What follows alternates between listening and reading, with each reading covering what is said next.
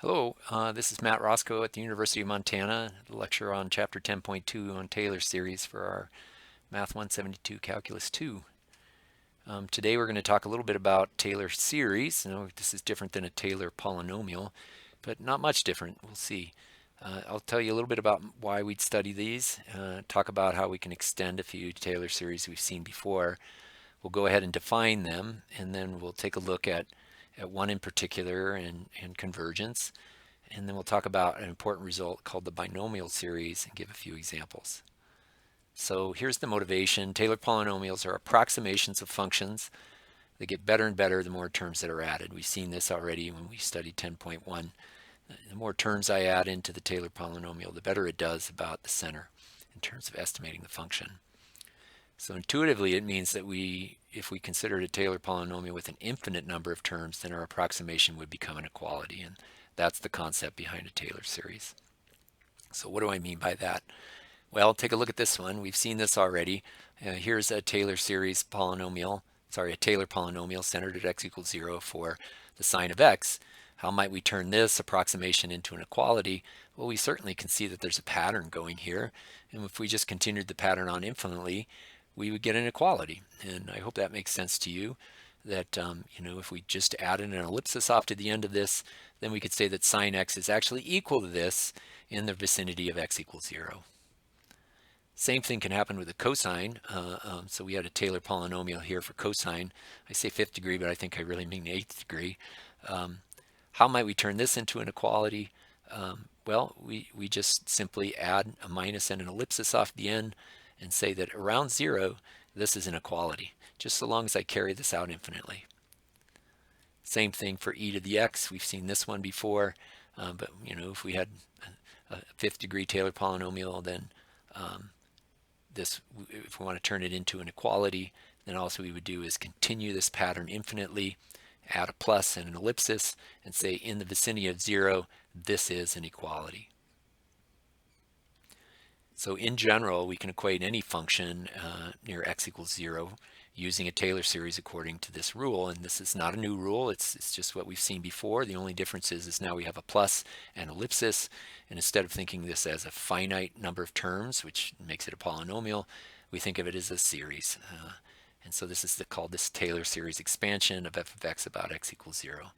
So if you see what's going on here, all you really need to do to calculate an equality like this is take derivatives of the function and evaluate them at 0 and put them over factorials and multiply by powers of x, and we get a series that will then converge absolutely to the function at 0. And the same thing goes for adjustment of what we've seen already for Taylor polynomials. We can make it into a Taylor series by, again, adding just a plus and an ellipsis and saying if I get the option of adding an infinite number of these terms, then this function near a will behave just like this function. So to create a Taylor series here, all we have to do is again find derivatives of the function, and instead of evaluating them at 0, we evaluate them at a, and instead of multiplying by powers of x, we multiply by powers of x minus a. So very similar to the centered at 0 term, equality. So let's take a look at one example how we can do this. Let's construct the Taylor series expansion of ln x about x equals 1. So this is not the 0, this is about x equals 1, and investigate its convergence. We've seen this once before, but I thought it might be worth doing it one more time as a series and thinking about its convergence as a series. So let me move over to my AlmoCam and let's take a look at, well, where is it? There it is. Okay, here we go. So I guess the first thing we need to think about is what's the target function. The target function we're approximating, well actually equating with the Taylor series, is ln x. And we're interested in centering the approximation at x equal 1. Okay. So to do this, we need the function and its derivatives, at least the first few.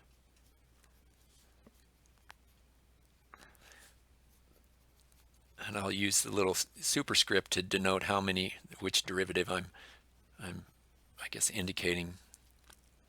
Let's do 5 of them just to get a sense of what the function's doing in terms of writing it as a series. That'll give us at least 5 or 6 terms in the series.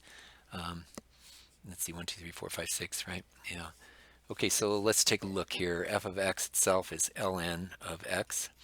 When I take the derivative, that's 1 over x. I'll call it x to the negative 1, because then I can use the power rule to write this as x to the negative 2, to write this as 2x to the negative 3, to write this as negative 6x to the negative 4, to write this as the 24x to the negative 5.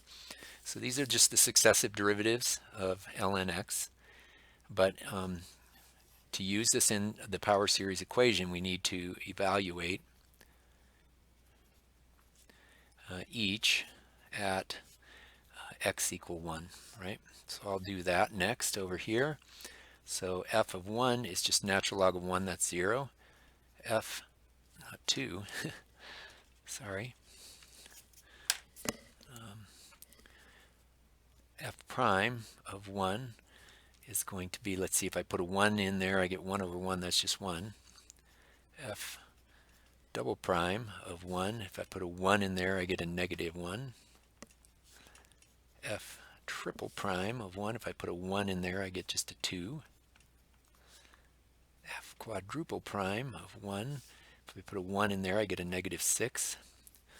And F quintuple prime of 1 is going to be 24. And really, these are the only things I need to calculate to build this series that's going to be exactly equal to ln x around this point x equal 1. All right, so let's just do it. So here's the idea. F of x now is no longer approximated by a polynomial function. It's actually equal to, so in other words, ln x is equal to f of 1, which is 0,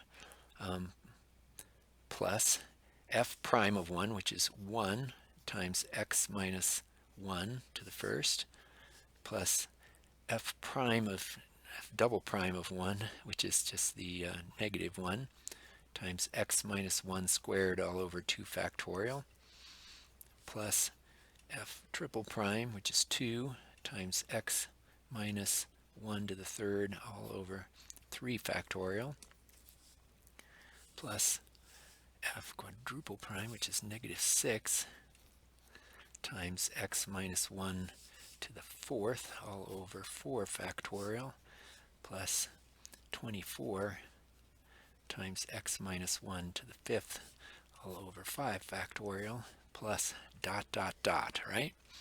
And hopefully this gives us enough to sort of get a sense of what's going on. What do we have here? Well, the 0 goes away, and we're left with the first term is just x minus 1. The second term is a minus, and it's going to be x minus 1 squared over 2, which is what 2 factorial is. And then we'll get a plus, and the 2 is going to cancel with one of the 2's in the 3 factorial. It's 3 factorial is 3 times 2 times 1, and I'll just get x minus 1 to the third over 3. And now it seems like we're already sort of getting close to where we can generalize. It looks like denominators are going up by 1, exponents are going up by 1. Let's see if that's the case in this next one.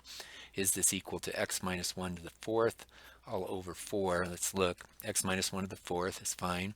I see a 4 factorial here, but it's a negative 6 up here. But if I think of 6 as 3 times 2, the 3 times 2 cancels with the 3 times 2 in the 4 factorial expansion, and we're left with just the 4 down below. So the next one should be a plus x minus 1 to the fifth all over 5, and 24 cancels with 5 because 24 is equal to 4 times 3 times 2, right? That's 6 times 4, 24. So the 4, 3, and 2 cancel with the 4, 3, and 2 in the 5 factorial, and we're left with just 5 down below. So I would write a negative here and ellipse to give the reader a sense of, this is how this thing works. This is the natural log of n in the vicinity of x equals 1. So let's just write that out. ln of x is just going to be equal to x minus 1 minus x minus 1 squared over 2 plus x minus 1 to the third over 3 minus x minus 1 to the 4th over 4 plus x minus 1 to the 5th over 5 minus dot dot dot. And this would be what we'd call, let's give it the name, a Taylor series expansion of ln x around or near x equal 1. I hope that makes sense, what I just did. But let's take a quick look at this. We've looked at this once before, I believe, but let's go ahead and pull it up on GeoGebra. Okay, here we are in GeoGebra looking at Taylor series applet. You have a link to this in the last lecture. But notice that if I center it at 0, I don't get anything, and the reason is because the natural log's not defined at 0. So I need to center it someplace else. If I'm going to get a Taylor series approximation, I'll center it at 1. And when I do that, and then sort of take a look at successive terms here, here's 1, here's 2, here's 3. And notice that it actually doesn't simplify things up for me, but you can see the 2 and the 3 factorial will end up with the 3 down below. But off we go to the races, right? And one thing that's really interesting here is that we get really good convergence in this sort of, I guess, this region, right? About centered at 1, but extending out to 2 and extending back to 0. But boy, things don't seem to converge beyond 2, because as I sort of do this, it just flaps right around that line x equals 2, and doesn't seem to converge beyond there. It seems like the radius of convergence here is 1. It's converging 1 unit to the right of 1 and 1 unit to the left of 1 as the number of terms goes to infinity. And things get really hard here towards the end. There's 30 terms. But the idea would be that, in this vicinity of 1, if I let this polynomial have an infinite number of terms, then what we would see is absolute convergence, or equality to this function, right, in the vicinity of 1, within some sort of radius, right, of convergence. So what's the takeaway here? I guess the takeaway is this.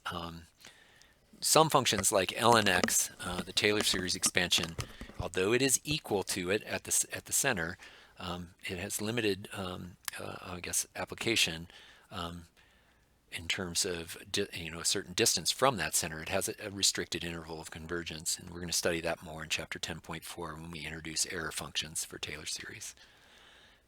Let's look at one more important Taylor series, and that is what's called the binomial series. And we're going to do this. We're going to derive the Taylor series expansion of 1 plus x to the p, one more variable. We're going to let p be a variable, but we'll think of it as a constant, right? It's some real number. And we're going to expand it about x equals 0 and investigate its convergence. Okay, so here we go. Let's see. Sorry, I just gave it away. Let's go to the Elmo cam here and talk about how this might work out.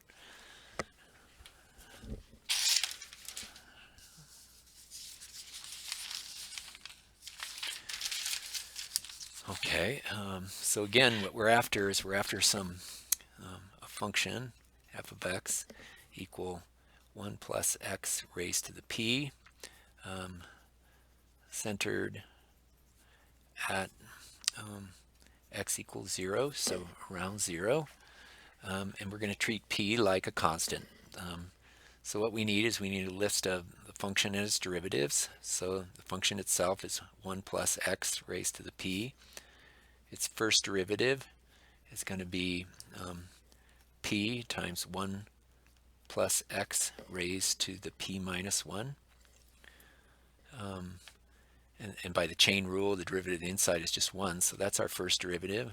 Our second derivative is going to be take this exponent down and put it in front, so we'll end up with p times p minus 1 times the 1 plus x. and that will be to the p minus 2 now. The third derivative will be p times p minus 1 times p minus 2 to the 1 plus an x to the p minus 3. So it seems like we get the sense like the exponents are just going down by 1, and each time we add another, I guess, term out in front, right? That's this, it's the successive 1 unit away, I guess, descending from p down to p minus 1, p minus 2, p minus 3 would be the next one. I guess we could do one more. F of 4 of x would be p times p minus 1 times p minus 2 times p minus 3 times 1 plus x to the p minus 4. All right, so that's what we need to do first, is get a sense of what the function and its derivatives are, because those will become important in constructing the series.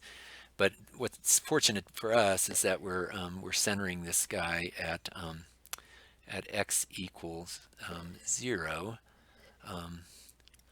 So let's just think about what that does. If I plug a 0 in for x, so I'll just say at x equals 0, f of 0 is going to be equal to, let's see, 1 plus 0 raised to the p, which is 1 to the p, which is just a 1. F prime of 0 is going to be equal to p times 1 plus 0 to the p, which is just p times 1 to the p, which is just p. F double prime, I guess I'm going to call it 2 up there. Well, that's going to be p times 1 plus p times, let's see, 1 plus 0 to the p minus 2, and that's just p times 1 plus a p.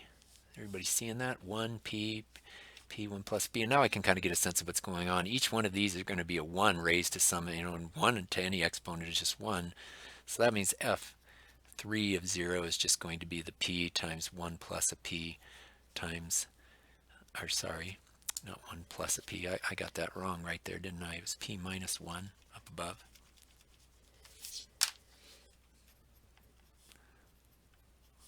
And then it would be p minus 2 for this next one, right? And times 1. F4 of 0 is going to be equal to p times p minus 1 times p minus 2 times p minus 3 times 1 to the p minus 4, which is just 1. So what do we get here? We get 1 p times 1 minus p minus 1, sorry. Finding some mistakes there. And this one would have a p minus 2 added on, this would have the p minus 3 added on, and so forth.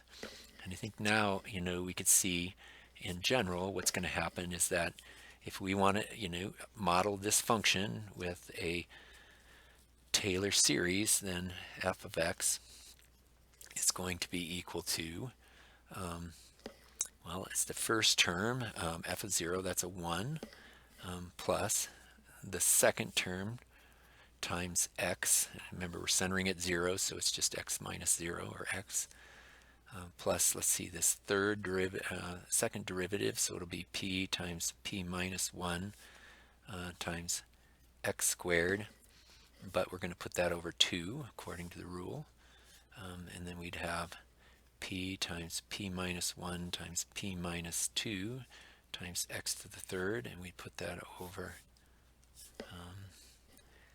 3 factorial, and then we'd have p times p minus 1 times p minus 2 times p minus 3, that all over times x to the fourth, all over 4 factorial, and so on.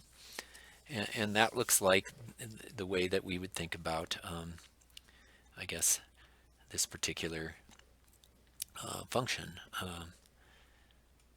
as a Taylor series expansion. So what we would call this is a Taylor series expansion of 1 plus x raised to the p near equals 0. We can take a quick look at this on our, I guess, our Explorer and see what this looks like. It's going to be a little bit harder to, we're going to put the center at 0, and we're going to make this 1 plus x raised to the, I don't know, let's pick a p. That's 1 plus x raised to the 20th, let's say. Okay, well, let's just take a quick look at this. I found out 20th was going to be too much for the computer to handle, so I backed it off to 1 plus x to the 8th. So we're choosing p to be 8 here, the center at 0, because of course we constructed our Taylor series centered at 0. And let's just watch the convergence around 0. So if I add, let's see, 1 degree, I get the tangent line. 2 degree, I get a parabola approximating the 8th degree polynomial. 3 degree, third degree polynomial is modeling it pretty well in the region about, in this narrow region about 0, right? 4th degree, 5th degree, 6th degree, 7th degree, 8th degree, and look at that. Now we have perfect, and in fact I think it stays the same the rest of the time we move out, right? And I hope this makes sense to you that once we get to the 8th degree Taylor polynomial, we've actually found equality, because a Taylor polynomial now is 8th degree, but this thing is also a polynomial, right? And it's an 8th degree polynomial. So what we've done is we've just basically matched it, right, through an 8th degree polynomial. But what is kind of interesting here is that this works for things like, oh, I don't know, it doesn't have to be an integer, right? We could put 5.5. Let's see if that works. So there we have sort of, let's move this up back, x raised to the 5.5. Oh, interesting. So it says a restricted domain, I can see, right? Because we're raising to the, in effect, the 10 halves, right? And so you can't take a negative square root. So we have a restricted domain. Let's just see what happens here. We get that, and then things sort of bounce around, and we get things getting closer and closer, but it looks like things are converging quite nicely to the function, at least in the sense of where the function's defined. So just to be clear, this is a pretty ample tool. It works for functions that have, you know, integer exponents, and ones that don't have an integer exponents. It seems to converge quite nicely. So that's it. That's the polynomial binomial Taylor series expansion. And let's go ahead and formalize that in the slide.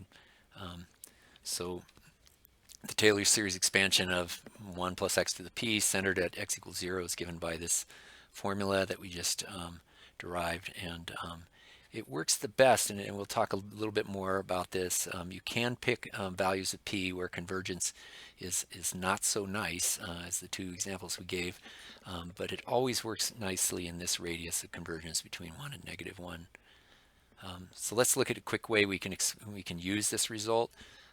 So what about the Taylor series expansion about x equals 0 for this function, f of x equals 1 over 1 plus x? So let's take a quick look at that guy. Go back to my ElmoCam.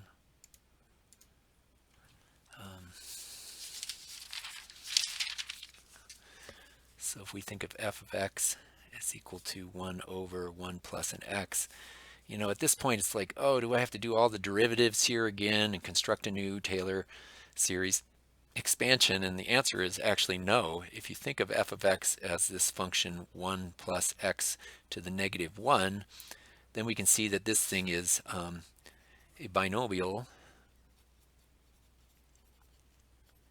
series, the thing that we just derived, right, with the exponent p equal to -1, which is sort of interesting. So let's just sort of remind ourselves what that means. That means that this thing, 1 over 1 plus an x, is the same as this equation that we derived right here, where every time we have a p, we substitute in a -1, right? And we're going to get a series expansion for that. So what that means is I get a 1 plus, and then we had px, so I'll put a -1 times x plus, and then we had a p, which is a -1, and then a p minus 1, which is a -2, x squared over 2 factorial, and then we had, let's see, p, which is a -1, times a p minus 1, which is -2, times a p minus 2, which is -3, times x to the third over 3 factorial. Sorry. And then it's plus a p -1 times -2 times -3 times -4, all times x to the fourth, all over 4 factorial. Sorry. Plus, I'm going to just leave it there and see if we can get a sense of what's going on. So it's kind of an interesting series. We end up with 1 here, and then we get minus x. And then if you notice, like, this is 2 negatives make a positive, so we get a positive. And we have 2 times 1 over 2 times 1, so that's just x squared. Here we have 3 factorial, but it's negative over 3 factorial, so we just get x to the third. Here we have 4 factorials, positive over 4 factorial, so we just get a 1 there again, so x to the fourth minus x to the fifth plus ... and so on. So this very simple I guess series that we have here, and it's an alternating series, is what we would call the Taylor series expansion.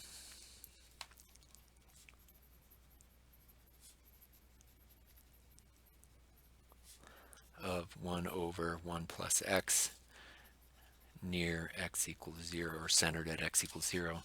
So that's pretty sweet. Like, this rule, you know, you can see allows us to create a whole class of Taylor series expansions just by simply adjusting what we choose for p. So one other really neat place to go with this is to take a look at the following last function here.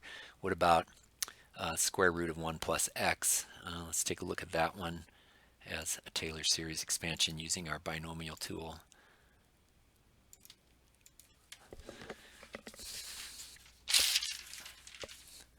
So here our f of x is going to be equal to the square root of 1 plus an x, which is the same thing as 1 plus an x to the 1/2, right?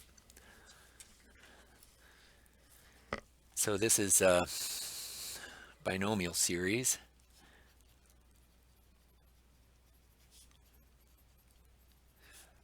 With p equal to 1/2. Let's see how this shakes out.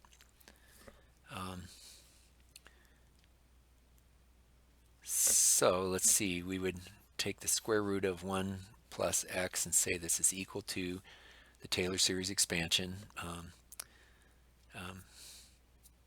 about 0, so centered at 0. Let's see, so it would be, we would put 1/2 in for p, and let's see, the first term,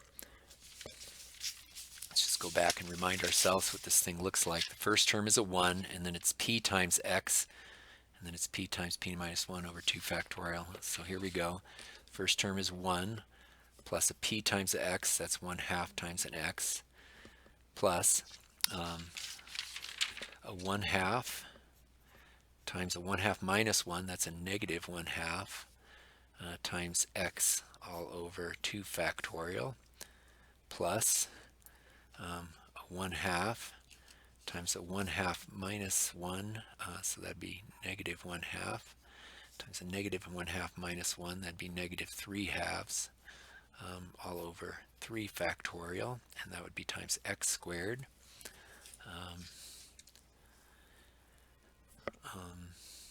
Oh, sorry, this is x squared. I've got it a little bit one off on my index there.